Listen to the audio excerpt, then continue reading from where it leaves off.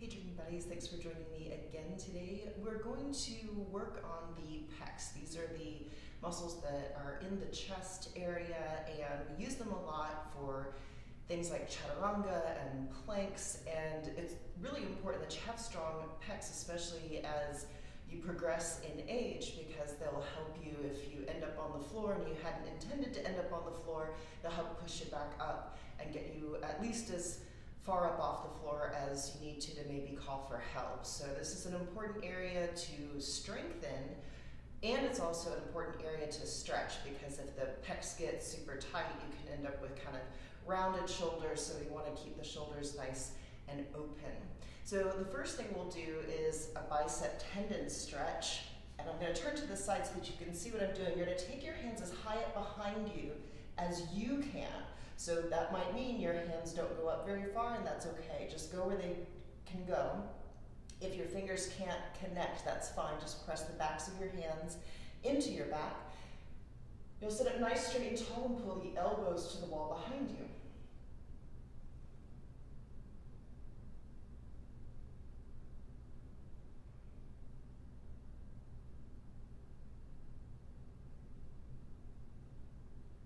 And gently release that. So I'm going to turn my back to you just for a moment so that you can see what I'm doing behind me. And again, this is something that may or may not make a full contact for you, and that's fine.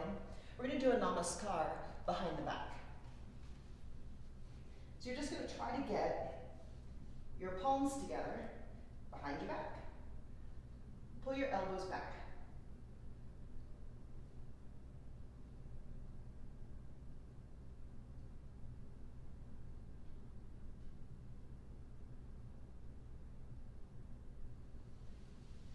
And we'll gently release. You don't have to be cross-legged. This is just how I am comfortable being seated. So you'll rest your hands on your knees wherever they're located. And we're going to dip through the shoulder. So it doesn't matter which side you want to start on first. You're just going to drop your shoulder toward the inside of your opposite knee. So the inside of my shoulder is pointing to the inside of my opposite knee, and I want to get that shoulder as low as I can go, and you'll really feel a stretch right where your shoulder and your chest come together. Some people get it down the upper arms or down the ribs, down even into the hips, and that's fine. The main problem that I see with this is people will go to grab the other knee, and that takes the stretch away. So keep your hands on the knees and drop through here. Just really pressing down. You'll find a nice sustainable stretch. We don't want any pain.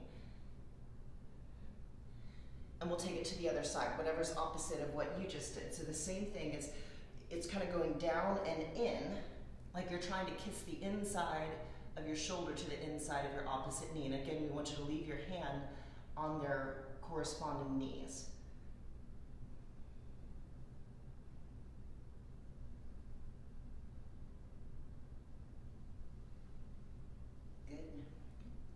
The next one is cow face pose, and some people who have some shoulder injuries, rotator cuff, partial tears might not care to do this because we have some internal rotation, and that's fine. I'll show you from the front first, and then I'll turn around to the back. So you're going to take your arms out parallel to the floor in the shape of a T with the palms facing the floor, and I don't know if this is going to be flipped or not, so I'll just tell you to go in whatever way you want to go first. So I'm going to use my right hand. Visually, it might look like my left. My right hand is going to pat myself on the back. My palm faces my back, and my elbow is now pointing up at the ceiling. And I'm going to internally rotate my left hand. So I'm going to turn my palm so that it faces the wall behind me, and my thumb points at the floor. Once I've got that done, I'm going to reach around behind, and I'm going to try to make contact with my fingertips. So I'm going to sort of swivel around so I can show you what it looks like from the back.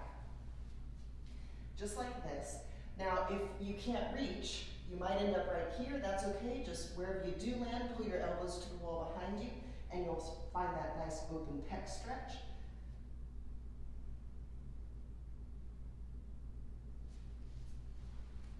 And this is just the half part of the cow face pose. If you want, you can stack one knee on top of the other. It's just not necessary, especially since we're primarily focused on the pecs. So what I often will advise beginners to do, if you're still sort of learning your body, is to gently release your fingertips.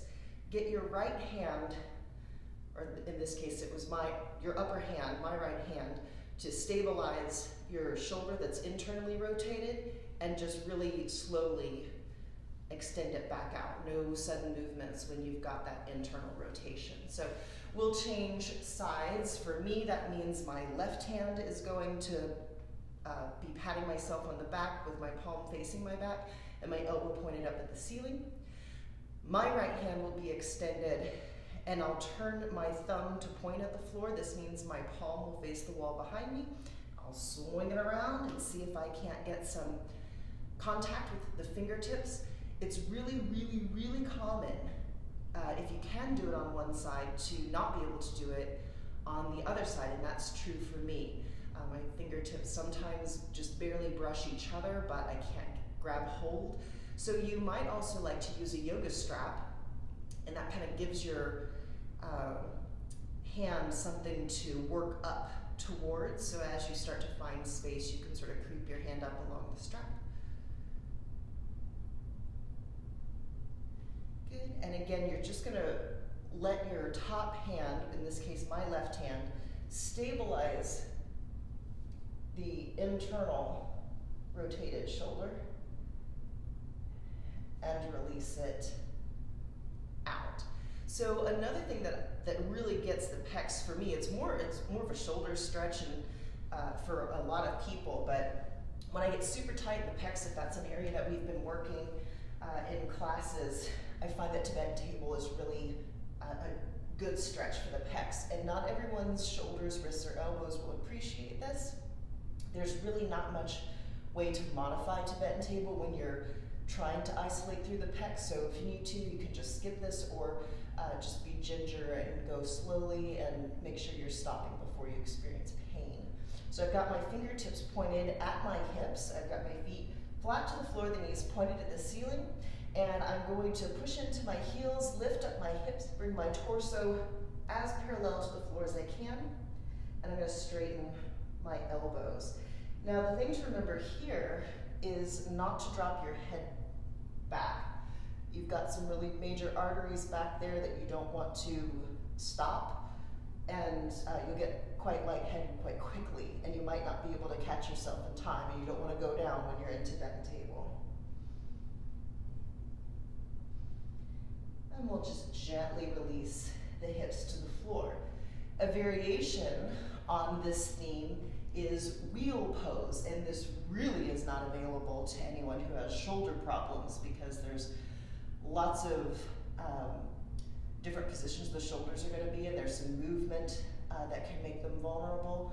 So if Tibetan table works for you, but you're not sure about wheel, you can just take another Tibetan table. You're going to come down like you're getting ready to do a bridge, and again you're going to take your palms so that your fingertips point at your shoulders. The fingertips can point out only if that's the absolute last resort. It's just really easy for your hands to go out from under you and your shoulders in a vulnerable position, even more so if your fingertips are pointing out or straight back. So we want them to be pointed in if possible. So now I've got my fingertips pointed at my shoulders and my elbows are pointed at the ceiling, my knees are pointed at the ceiling. And the first thing I'm going to do is get my hips up off the floor. And then I'm going to push into the heels of my hands and straighten my arms. And here's what I see a lot of people do, and that this is not allowed. You are not allowed to put the crown of your head on the floor, because if you go down, you're going to snap your neck. So there's no reason to risk a lifetime irreversible injury just for the sake of trying to do a yoga posture. But for some of us, this is fairly easy to get into. So you'll notice that as you come down, you tuck the chin to the chest, and you work your way just in reverse order. So you're going to flip over into all fours on hands and knees. And one of the things that I'm going to do first is cow pose. So I'm going to drop my belly, and I'm going to lift my tailbone and my head. And I'm getting mostly through the belly, but as I drop deeper into this, I'm feeling that gentle pull through the sides of my chest.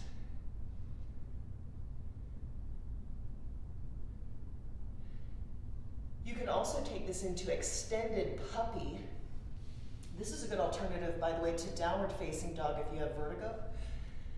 Take your palms out ahead of you a little bit, and you're going to drop your chest and your chin back, and you're going to pull in opposite directions with your fingertips and your sitting bones, so you get that nice long traction and length, but I'm also getting this big, big stretch in that shoulder and chest convergence area.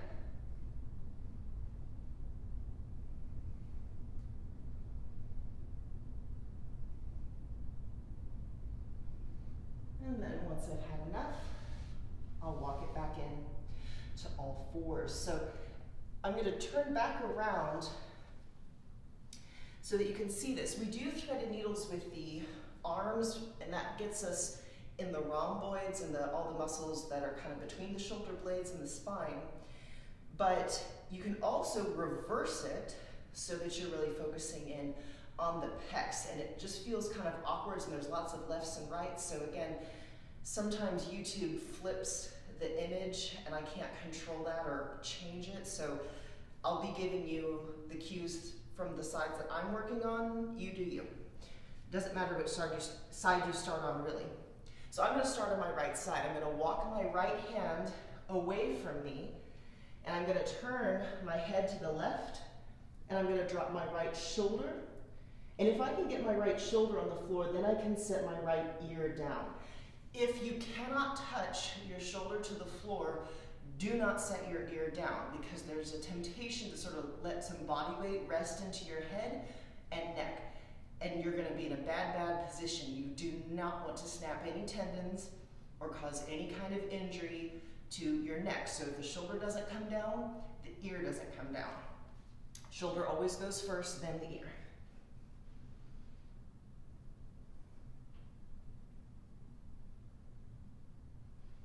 And then I'll press my left hand into the floor, bring it back to center, and take it on the other side. My left hand is going to walk away from me. I'm going to turn my head to the right so that when my left shoulder touches the floor, then I can touch my left ear to the floor. And I'm still kind of reaching away from the center line of my body with my left hand.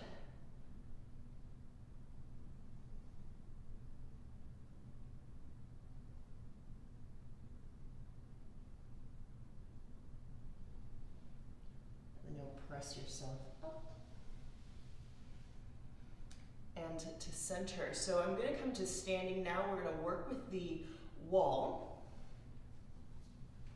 The first thing to do is sort of an extended puppy on the wall. I kind of call it the prison search stretch. Just get your forearms on the wall, walk your feet back a bit, and just drop your chest down through your shoulders. So you might have to explain this if you have someone living with you and they walk by and see you doing this, but it feels really good. So you're sort of sticking your hips out back behind you, letting your chest and your belly drop. And my weight's kind of in my elbows, so I can pick up my hands if I wanted to. And bring this back up.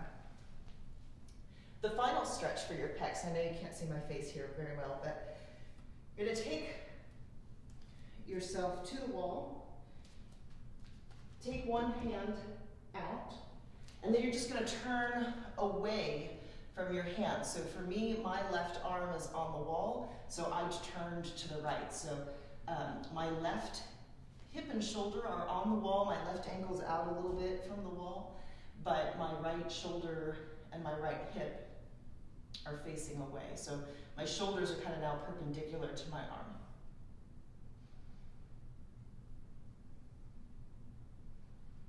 You try to keep your arm up as high up as you can. So, if it's down here, not a whole lot's happening. But you don't want it way up overhead. Just about parallel-ish to the floor. So the same thing. I'll start here. Put my right hand on the floor, and then I'm going to turn to my left. I've got my right hip on the wall. I've got my right shoulder on the wall. My right ankle's kind of out a little bit, but my left shoulder and hip are now facing the opposite direction from where I was a moment ago.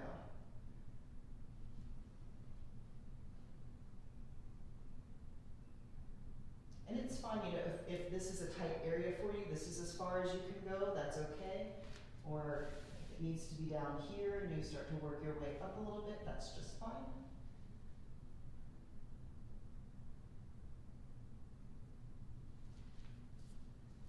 And we'll gently release. So, our pecs are our friends. It's a good idea to take care of them, especially if you have a weights routine that focuses a lot on your chest and biceps, or if you have a sun salutation practice with lots of planks and chatarangas.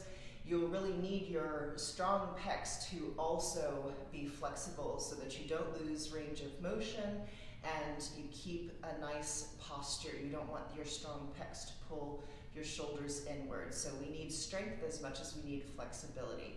I hope this was helpful to you. Rock out with your core out.